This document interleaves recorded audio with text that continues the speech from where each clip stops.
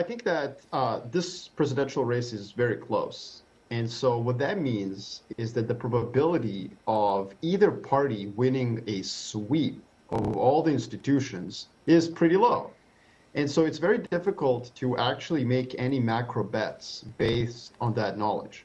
So I don't think this debate really changes the fact that the election will be close, and that makes it very difficult for either Republicans or Democrats really to have the kind of overwhelming political capital to pursue pretty dramatic policies after the election.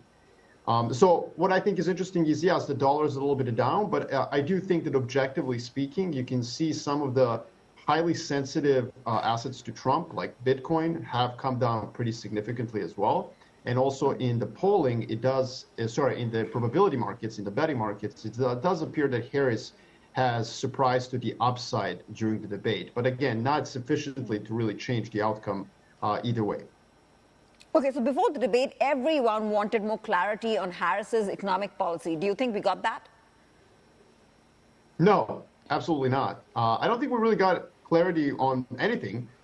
It was a very halting debate, and they just sort of did what we really expected, which is yell at each other. However, she was very composed and pretty coherent, which was in question. I mean, her performances during the 2019 Democratic primary debates were not that great, and also the Pence-Harris debate didn't really decide that election in 2020. So there was a question of how would Vice President Harris stand up to Trump, and at least according to the data we have so far, which is pretty high frequency, and it's been literally minutes since the debate ended, it does appear that the market was surprised by her performance, at least a little bit. But again, it's not sufficient to, force us as investors to start pricing in a dramatic political shift. In fact, all it would mean is basically divided Congress. And this is why it's really important to remember the Senate math is very difficult for the Democrats this time around. I mean, they would need Kamala Harris to win a landslide in order to retain the Senate, given the overwhelming advantage Republicans have in terms of the math in 2024. As such, I don't think this debate really matters. Kamala Harris may have surprised with her performance, but it doesn't look like a landslide on behalf of the Democrats, at least not right now in September.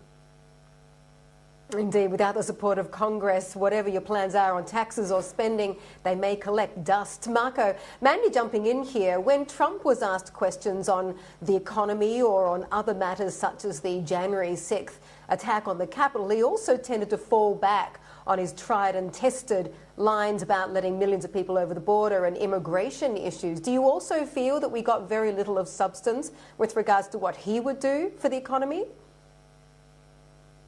Yeah, I mean, overall, he accused her of being Marxist. And, she accused the Trump administration of, fumbling COVID and other things. And so I think that, largely speaking, they were speaking in very broad generalities. And neither real side has really articulated any coherent policy thus far. For example, President Trump has at one point said that he would impose double-digit tariffs on China and the rest of the world. During his convention speech, however, he has mentioned that he would actually invite China to build factories in the United States. Kamala Harris's tax policy is all over the place as well. So these debates are not really, at least not in the United States, in some other countries around the world, these debates are opportunities to debate policy.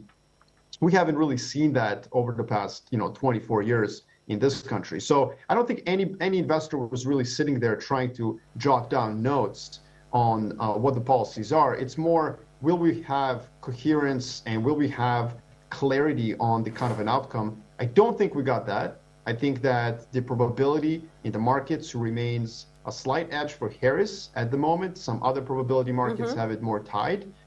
And so, you can't really trade the next couple of months based on a 55-45 probability distribution. However, I would remind investors that markets don't really like pre-election period. So if you're looking to trade the next couple of months, you shouldn't be trading who's winning or losing. You should really just be trading the fact that it's 2024 and we have an election in November. That tends to produce volatility no matter what.